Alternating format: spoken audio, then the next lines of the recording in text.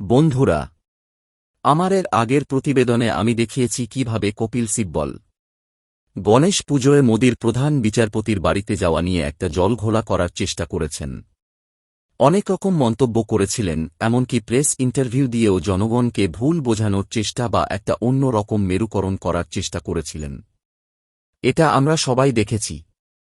আজ আমরা এমন একটা প্রতিবেদন নিয়ে আপনাদের সামনে এসেছি, যাতে আপনারা দেখতে পাবেন কেন এই প্রবাদ বাক্য নিজের বেলায় আটিসুটি পরের বেলায় দাঁত কপাটি এই কথাটি এসেছে। প্রতিবেদনটা সম্পূর্ণ দেখুন, সবটা দেখাবো আমরা। আপনারা দেখছেন VI নিউজ বাংলা, আর সঙ্গে আমি রাজীব।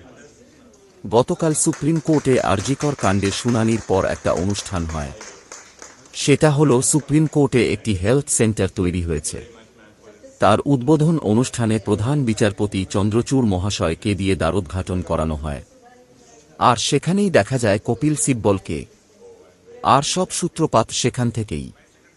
ভিডিওটা সোশ্যাল মিডিয়ায় ভাইরাল হয়েছে এই বলে যে যদি দেশের প্রধান বিচারপতি এবং প্রধানমন্ত্রী কোনো সামাজিক অনুষ্ঠানে গেলে সেখানে দেশের সার্বভৌমত্ব নষ্ট হয়, সেক্ষেত্রে দেশের প্রধান বিচারপতি আর উকিলের গোটবন্ধন তো দেশের জন্য সবথেকে বেশি ক্ষতির। আপনারা কি বলেন?